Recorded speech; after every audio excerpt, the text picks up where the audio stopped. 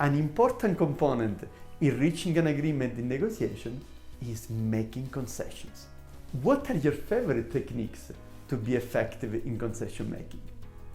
My name is Giuseppe Conti, I'm a business school professor and the founder of Conti Advanced Business Learning, a company that specializes in negotiation and influencing. Let me share with you 3 ideas that can help you in concession making. The first one, make the other party work for everything they get. One of the problems that I often see in my consulting or training activity is I see that my clients make concessions too quickly. Is it possible to be paid cash? Well, yeah, that's no problem. That's something that we can do. I'll find a solution for you.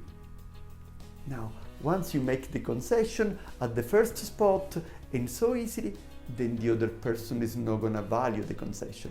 So do make sure that you make them work and that you explain that you're really making an effort in order to make this concession. Second idea, prepare a list of giveaways. What I mean is that you should not only discuss the topic that you want to win. Bring into the negotiation also other topics that you're prepared to give away. Let's imagine that, let's say, there are 4 topics in the negotiation and you want to win the first, the second, the third and the fourth. More likely you're not going to win them all 4 or the other party will be very frustrated. A more effective way is instead to bring into the negotiation 7 topics. Once you win it, once they win it, once you win it, once they win it, and then you create a much more effective approach and a better climate. Third idea, make trades. What I mean is that you can use the famous sentence, if you, then I, or if you, then we. So you highlight something that you ask to the other party, and then you indicate something that you're prepared to give back.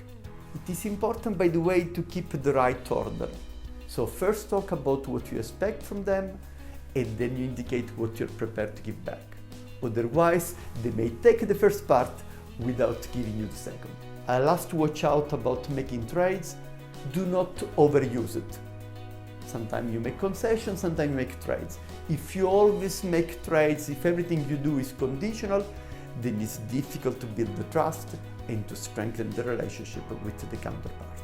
For more insight on negotiation and influencing, check our website www.cabl.ch. Thank you.